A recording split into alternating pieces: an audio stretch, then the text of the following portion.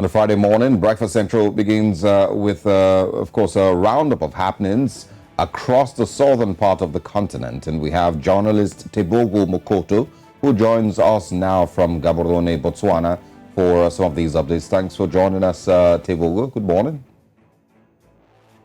Good morning, Elsagi. Good morning, Joe. I'm glad to be joining you guys this morning.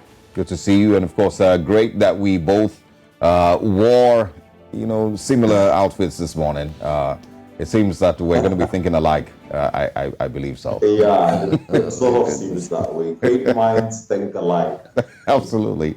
Now, let's begin with the international arrest warrant for Russian President Vladimir Putin, which some people had predicted would complicate matters for the country ahead of the BRICS summit. Of course, it has created loads of conversations. In an interview with Botswana's ambassador to Russia yesterday, you were able to establish that Russia is not entirely concerned about the ICC's arrest warrant, as President Putin will, of course, take part in the BRICS summit as scheduled.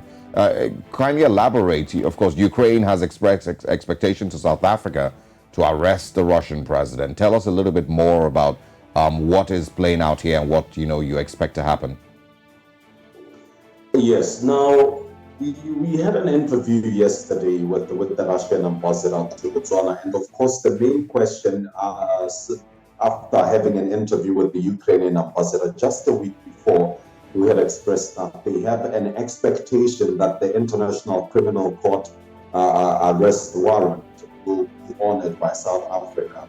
Now, the Russian ambassador did mention that they are aware of the arrest warrant, but however, they are going to be attending the BRICS summit at all levels. They are not going to be holding back at any level in terms of attendance.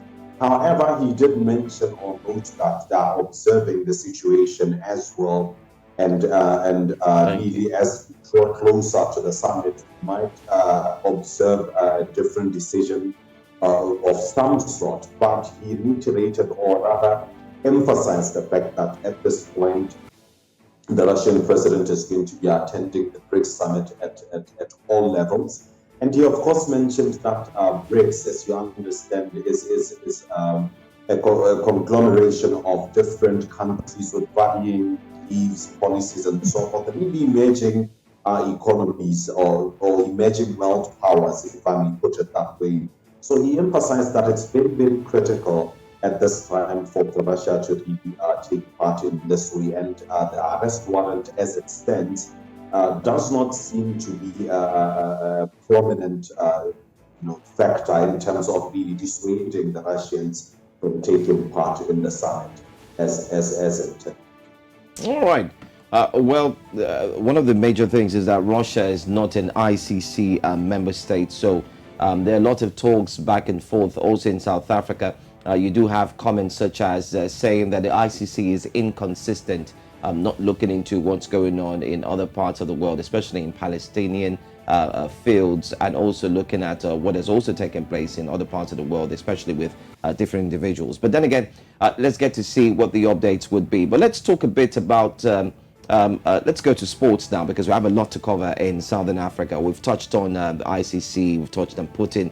Let's look at sports. We have reports that Kenya, Tanzania, and Uganda are set to bid to host the 2027 Africa Cup of Nations. The three East African neighbors actually have submitted a joint expression of interest, by the way, with the Confederation of African Football, which is CAF, the governing body that organizes the biennial tournament. Now, until last week, Tebogo, Botswana's bid was also due to be a joint one, but Namibia dropped out at the last minute, citing financial concerns.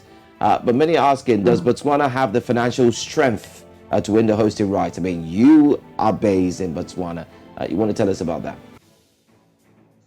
Well, currently what's happening, Joe, is that obviously Namibia dropped out at the last minute. Now, what has happened is that Botswana decided to go at it on her own.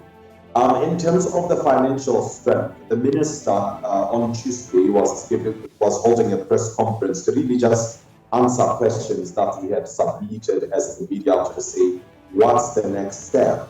Is Botswana also going to be pulling out, considering the fact that there are challenges on the ground that the country is facing Namibia did pull out, looking at the fact that financially they can't afford it, especially looking at the fact that the bid book on its own for the submission is over 65 million or around 65 million dollars. So you understand that Botswana and Namibia went at it 60-40. Now, in the latest update, Botswana is, committed to going at it on its own. And the minister did mention that government has the national transitional plan that's in play right now. He alluded to the $20 billion budget that is associated with this plan, and really pointed to this budget being a way to really make sure that Botswana can afford to host AFCON. Looking at the fact that he's looking for the budget to be redirected towards AFCON developmental objectives. He did mention that, of course, objectives such as infrastructure, sports infrastructure, roads, hospital, health facilities, and so forth. He did mention that development from this particular budget, if it was to be directed, because I don't think that decision has been taken yet. But if it is to be redirected, it will benefit the country holistically, and it won't be specific to Africa per se. He also goes on to really mention that Botswana still has time in terms of the budget.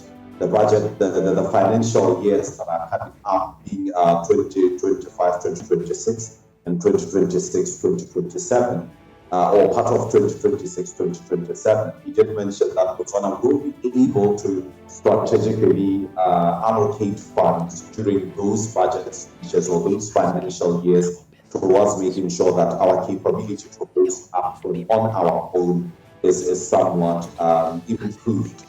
So that stands to be seen. That stands to be seen. While yet to also look at how the response is from Botswana, looking at the different issues that the country faces. He did, of course, allude to the fact that unemployment is going to be covered by hosting AFCON, and that it can create over 10,000 jobs for Botswana and really economic upliftment, as well as one of those things that he mentioned as justifying the decision to divert so much money towards hosting such a football. All right. Quickly, also just share your thoughts on the issue in South Africa with Thabo Bester and the pretty embarrassing situation with the prison system. The last that we heard, of course, more people had been arrested. The G4S prisons or correctional facility company, had also been called out. So quickly share your thoughts on what's going on over there. Sorry, I didn't quite catch that or slightly. As I'm saying, the sound is quite distorted. Okay. Anyway, Osage was asking about any updates. What's going on? What are the people saying concerning the story on Thabo Bester in South Africa? Osage is also mentioning the relationship between the G4S and, of course, the severed relationship with the prison authorities and the likes, and those who were caught as well. Any updates, and what are the people actually saying in South Africa? Now, in terms of the Thabo Bester story, currently I haven't reached out enough to get the gist of it on the ground. It's been quite a short week, so in terms of the full details of it, I don't have much to deliberate at the current moment.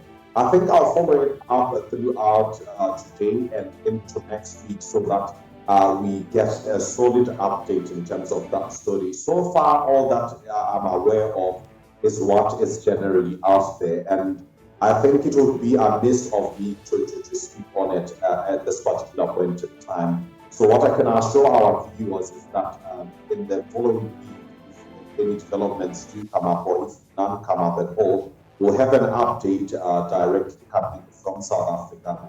I'll be able to reach out and speak to our correspondents that side to really just get our viewers the Tebogo, yeah.